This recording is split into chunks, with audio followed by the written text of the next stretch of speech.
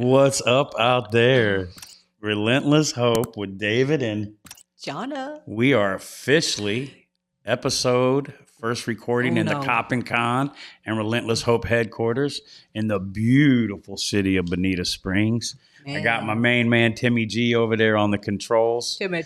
Keeping me honest, right? Yeah. But full-time job. Excited to be in here. Actually, Tim did a lot of the work in here. He got everything set up. It looks so beautiful. I helped build the furniture. That's why it's a little... Me too. I was part of this too. That's why it's a little shaky, but don't shims. worry. We can shim it up. We do pool tables. We did not do the one at the... No, I'm just kidding.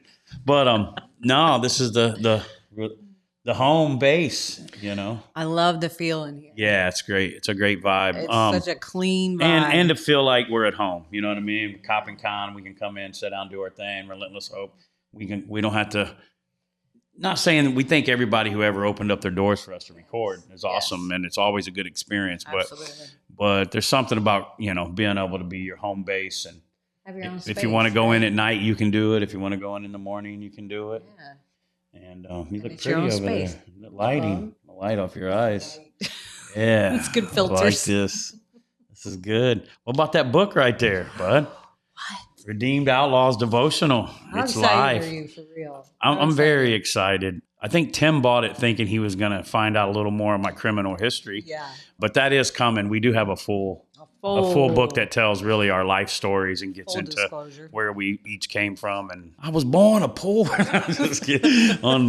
Remember the movie The Jerk with what's his name? Steve Martin. But no, these been selling. A lot of our misfit people, some of our close friends got it and said, thank God there's a devotional that I can kind of, and it's not real in depth. That's how you know I wrote it and AI didn't. Yeah. I mean, you know, this is actually my words that I wrote. Well, it's not too much. I think it's perfect for just getting started. Yeah. You know? It's what it's meant to be. It's not, I mean, sometimes you hear people, they're like, man, I don't understand the Bible. It's so this. And sometimes we make it harder. Or they're like, complex. I bought this book, but after about the 22nd page at the beginning, I just couldn't. It's made for real people, real life, and a real Jesus. I like to say short and sweet, right? Yeah, short and sweet. Enough to keep your attention. And there's no excuse not to do it. Absolutely. It's Absolutely. My sister said that, you know. After I gave her this pamphlet, no, she bought it actually, but I made her buy it.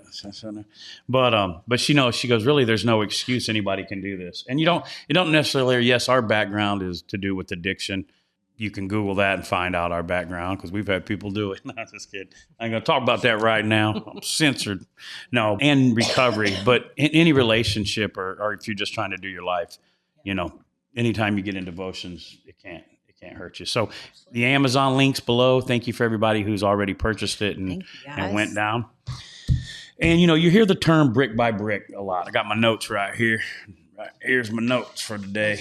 But you don't got to wear the spectacles. I made them big, so I had Tim print it out for me so I don't have to wear my glasses. Another thank you, Tim. Yeah, man, he keeps me going. I don't know where I'd be. What would you do without Tim? I'd probably be in jail or dead.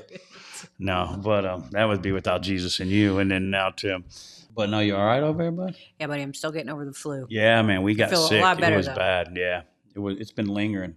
That stuff's brutal. Jeez. But you always hear us talk a lot brick by brick.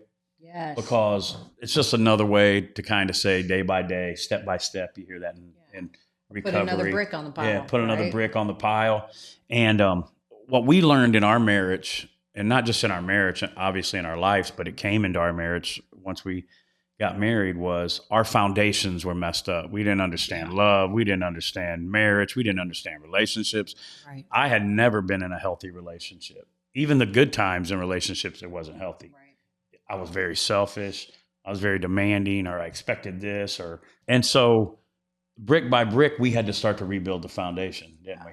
And I would say the first 2 years sober, we didn't really even start dealing with pain and stuff that went on. We were like clean and sober, you know, because usually the substance is never the substance, right? You know, it's never the food, it's never the drug, it's never the porn, it's never the whatever it is, fill in the blank. It's the trauma you're trying to hide, right? And so I think, you know, the first 2 years we were just learning how to live normal life without a substance involved. Well, yeah, but even going back to that, I mean, think about anytime you're building something, what's the first thing you need before before you can even start that build, what do you have to do? You got to buy some property. And then after the property, what do you have to do? Foundation. You start laying that foundation, Yeah. And it's super important because I think so many people just think, oh, I'm just going to go in here and I'm going to change this and this and this. Right. And that's great by all means. You have goals, but you have to lay a foundation first. Yeah, agreed.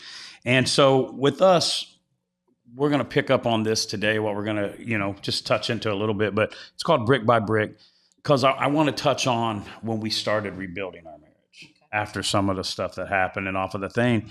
And, a new marriage doesn't happen by accident. It's learned and practiced daily, not figured out by guessing. Right? Yeah. So a new marriage just doesn't happen. You got to practice it. You can't guess it. You got to work on it daily. It's made every day. That's one thing I love about the XO Place, and we got a picture. It's on our socials, but it says marriage is made every day, and we're standing by that because we had to start again today because you're dealing with new things and people change. Every day is a new change.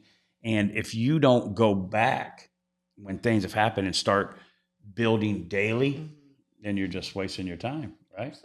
Absolutely. I mean, and every day has new challenges. Oh, yeah. I mean, there's not one day I wake up and, today's Groundhog's Day all over again. Yeah. Right? Right. Every day has different challenges. Well, also making it back and surviving a hard season doesn't mean everything's, now we're back together and we went through some counseling and now everything is great. You're still it takes some through hard things. work. Absolutely. You still have some scars, some wounds, Yeah. right? And some days you wake up and you're reminded of them, Yeah. and you have to make an intentional, purposeful way of thinking to get through that, right? Yeah. Okay, well, let's do this. Let's talk about how many couples assume time alone will fix things. Like a lot of people assume, if you just give it, you always hear, I had a lawyer tell me this one time, he said, hey man, you've got this charge on you right now. We're going to postpone it because time is like wine and, it gets sweeter as time goes on, which is true in some things. But how many couples, when they get back together after something has happened, life changing, whether it be infidelity, whether it be gambling, whether it be whatever the case may be, how do you think couples are wrong when they think just time will fix it?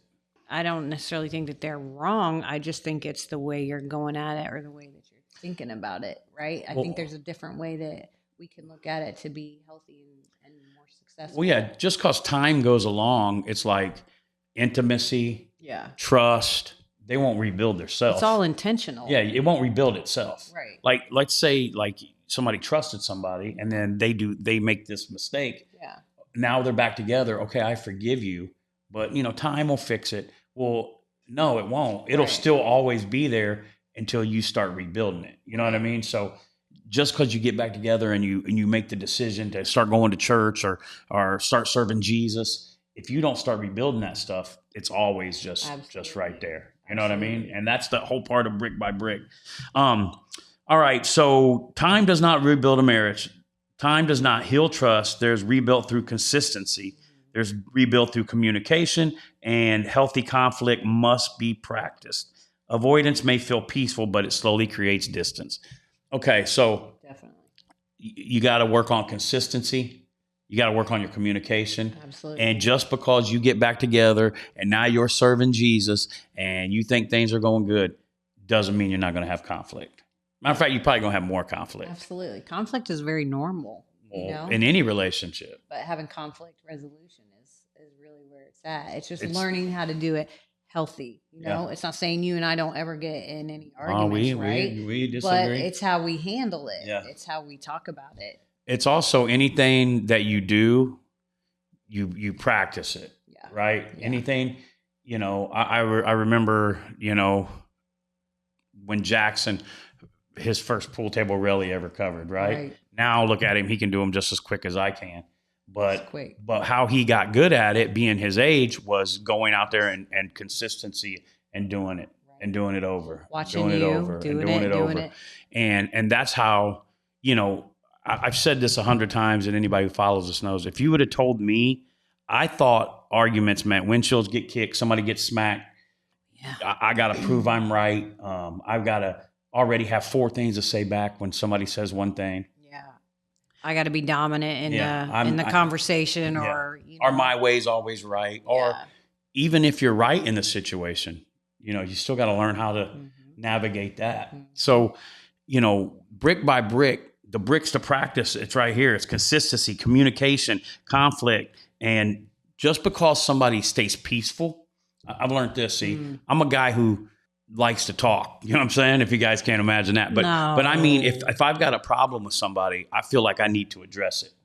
Yeah. Right? Well, that's a good quality. Well, that can be over, but so can not talking about something be over too.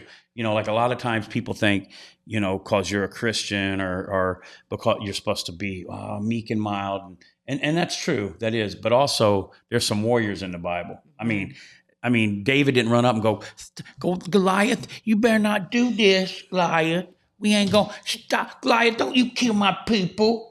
You know what I'm saying? Like he didn't run up and say, don't do it, Glide. You know what I mean, though? Like, it's like some people don't walk around. Baby Jesus. Well, I'm just saying. Like, resist Hill. Well, we just got kicked off the Christian channel again. Hell is a place. No, but H, you're going to hell. No, but I'm just saying though, like Jesus wasn't he died the most horrific death noted to man to this day. Yes, he's soft and he's love, but you might want to read the Old Testament because if New Testament's part of the Bible, Old Testament's part of the Bible, and there was some things that happened that God did. He wiped out towns, people, flipping tables, flooded. Well, that's New Testament, but yeah, Jesus flipped the tables. But I'm saying if you read the Old Testament, God wiped the earth out a couple times. You know what I mean? Right. So, we don't have to be so, I don't want to say the word sissified, but we also want to be able to go to somebody in love, but also be like, hey, when you did this bothered me. Yeah. And we've had to learn that in conflict. There's been times I start to say something and you're like, hey, David, don't talk to me like that. Yeah. Talk to me like I'm your partner. Talk to me like we can resolve this. I understand what you're saying. Don't come to me like that. Don't come to me like that. Stop, Davey. But what I was saying was David cut the Goliath's head off. Yeah. If you right now said, hey, there's a 7-foot guy down in Naples and he keeps marching back and forth saying, come out and fight me. And Pat Gira ran out with a sling and shot him in the head with a rock and then cut his head off. It would be all over social media. Like, oh my gosh, can you believe he did that? Yeah. Right? Think of the stuff they did back in the Bible. So I'm just saying, just because you're saved don't mean you have to be soft. And even in business, even in whatever it is, but I'm going off on that. But I'm just saying, because it was so big in our life, both of us are strong-willed and you've heard me say it. I come from a background of violence. My granddad, buddy, you disrespect him, you got whooped, or he whooped him. My dad, my mom too. See, my mom attacked some ladies coming down there trying to get on little Dave one time. Well, they deserved it. Yeah, no, but so I grew up where violence is, and in my neighborhood and how I grew up in the bars, violence is how you got respect and it's how it works. And you came from a thing too, you wasn't allowed to cry and be weak and no. So that caused us. That was a big part of our foundation, brick by brick. I stonewalled, and you like to talk about it immediately. Where I take a little more time. Yeah. Right? So, but what I was saying here was avoidance. May feel peaceful. Mm-hmm. So I know I got a little bit going sideways there. Not really though, because there's the issue. Yeah. Right? Well, because I'm saying there's a lot of people that we go, like John. I'm just making a name up, but John is so nice. He don't ever yell and he's peaceful and they never argue. But John's got so much resentment inside of him because there's stuff that he needs to speak up on. So if there's a problem, avoiding it may seem peaceful, but it can cause problems down the road. That's really what I was saying. That's one of the things we had to learn, because we would be like, well, we're not even going to talk about it because we'll argue. Yeah. Right? But it needed to be talked about. And then we didn't talk about it. Well, a lot of times we'd have to stop and come back and revisit it. Yeah, when it wasn't going to be. Most couples. Again, I'm going back. I wasn't taught how to fight fair. Right. I heard my dad say things. He was quick-witted and say some mean things, and I grew up. My sister could cut you open with her tongue. You know what I mean? We got a great relationship now, but as a little kid, man, she could say some mean stuff. And so I grew up thinking, well, I don't know how to fight fair. So that's Right. one thing we had to learn was to fight fair, Absolutely. right? Because you could be mean with your words and I could be mean with my words. We imitate what we saw. Which is very common. You know, You know? I mean, my dad would say, I don't care if it's a man, 6 brothers, a grandma, they come over here, disrespect, it's going to get, so Yeah. you imitate that. It's like, hey, whatever. I'll beat your dad, your brother, your sister, whoever that comes over here, right? Yeah. And that's not the way to live. That don't handle anything. It's not healthy. And so we had to learn, one of our biggest things, we had to stay consistent and we had to learn conflict management. I think that was one of our hardest things. And we're still working on it. But even Adriana said, she's like, man, you guys, because she was there in the thick of some craziness of our relationship and how we handle conflict now. What would you say one of your big things was? I think Change. my biggest thing was to actually apologize and say I was sorry. And I don't know, I'm not real sure where that stemmed from. If it was because I never heard my mom do it, Yeah. I never heard her apologize so I just, for me, it was showing a sign of weakness. And your dad wasn't a big apologizer either. No, it was showing weakness, which I'd been drilled, not to show weakness. And a lot of times I'm thankful for how my dad was with me because it helped me be a tougher person. He probably figured I'd need that later in life, but Right.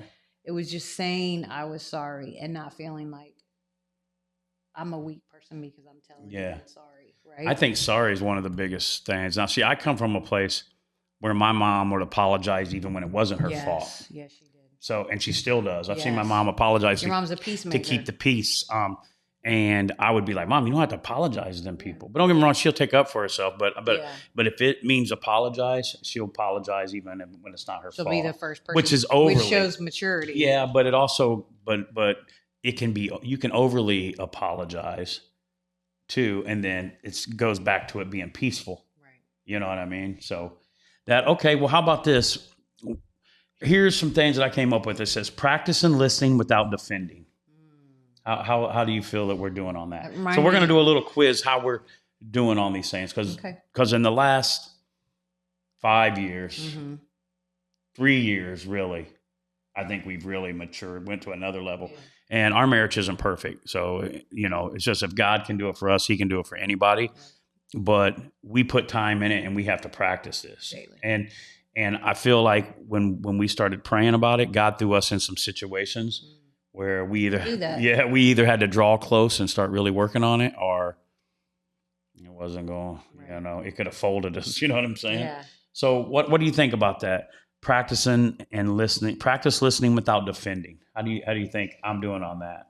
I think you're, and then I'll rate you. I think you're doing a lot better than you used to. Yeah. I think maybe from your upbringing, your childhood, you always felt like you had to defend yourself, right? Yeah. And I think I was guilty of that too. So I think you've come a long way in listening.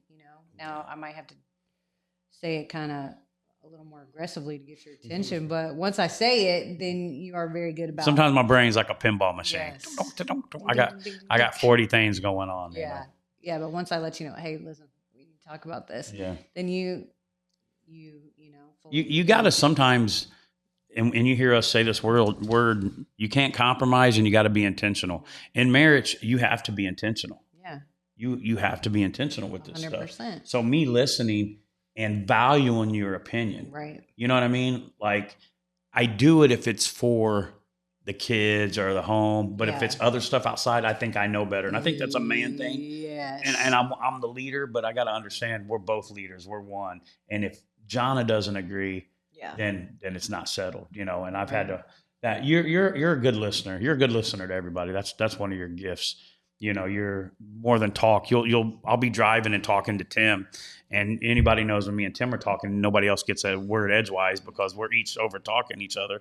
And I'm usually talking and then Tim saying his stuff, and I'll start talking over, and John will put her hand on me like, let him talk. Let him talk. And I'm trying to get better at it, but it's hard, Yeah, it's because I think I got so many ideas. I want to get them all out. Yeah, you want to be heard. Yes, but you're good at that. Okay, now this is another one. Practice forgiveness without keeping score. So these are all bricks that we had to relearn. Oh yeah, because boy, there was some serious scorekeeping going on. Yeah. On both sides. Yeah. I mean, I remember you we used to tell might me, disagree. here, I write down everything. And I was like, oh, he writes Well, it I would say if we down. were keeping score on apologies, and then I was way ahead on that. Oh, I had to I'm hear still it. waiting for some apologies back 26 years ago. No, Good luck with that one. but keeping score was a thing. If you keep score in your marriage, you're gonna lose. Oh, it's not going to go well. There's no because that's not what it's about. No. Well, I mean, we were just watching this thing. I don't even know how we got there on YouTube. The little cute little couple, and it was like 10 things that if we could share about our marriage. Yeah, they were married like 68 years. And that was one of the biggest things was don't keep score. No scorekeeping. You know what I mean? No, we used to. Because you heard me say this. Some people say marriage is 50-50. Not always. Sometimes it's 90-10. Yeah. Sometimes it's, 80-20, whatever the case may be, Yeah. So don't keep score in your marriage. Because if you do that, you'll be let down too. And you're putting unrealistic expectations on your mate. No, because it's not about who's better or who did.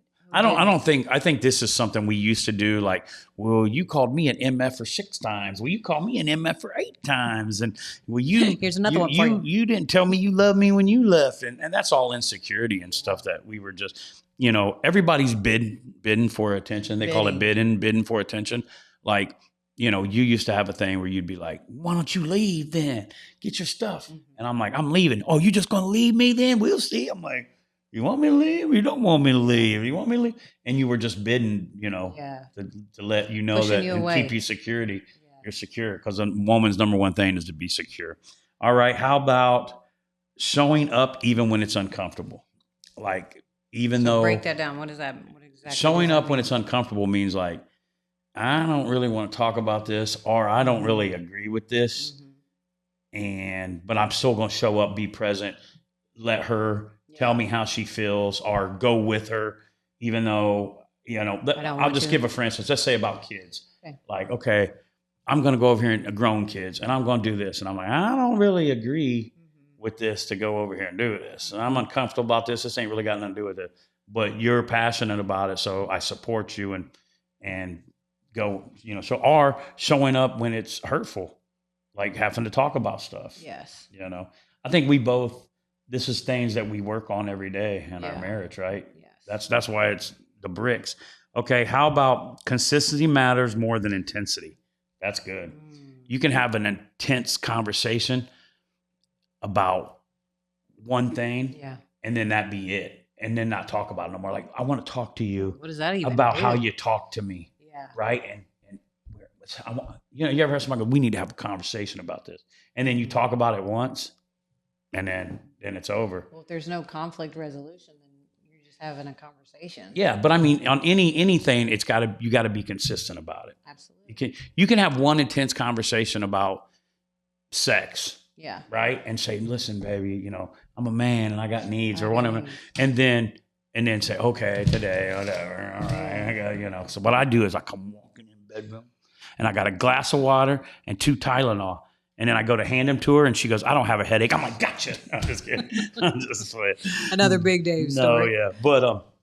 But being consistent about it, working on it, consistency, not just one time. And we discussed it. We talked about that because I've had people tell me that we mentor and talk to them, but like, well, I go, hey man, you probably need to work on this, or maybe take this. Oh, well, I talked to her about that. We're good. I'm like, no. Right. Consistent about it. You got to keep working on it. You got to keep doing it. Right. Absolutely. Brick by brick. Well, what would you tell the crowd, somebody out there, the crowd, the followers, the big crowd? No, what advice would you give them if they are, let's say they're just getting sober, he was in treatment, or let's say he was in a year-long program, or let's say Brie and Mike, it'll bring it home a little bit. Okay. What advice would you give them starting their marriage when they start in the real world? About these bricks. You got to set some boundaries. There's got to be some non-negotiables for your relationship, right? I think boundaries are so important because when you don't set those, you're setting yourself up for failure. Yeah. Right? There's certain things that are going to be very important to both people, and it's setting those guidelines for your relationship. Yeah. And keeping a covering Yeah, I would say the main thing is work on your relationship with Jesus. Make sure he's your number one. But you're already basing it that they already have that. But and I would say Jesus has to be number one, and then your mate has to be your number one priority. Yeah, your number one human And relationship. you have to realize something that I had to realize, that Jahnna wasn't my source of happiness. There's no human being that is your source of happiness, because you're setting someone up for failure.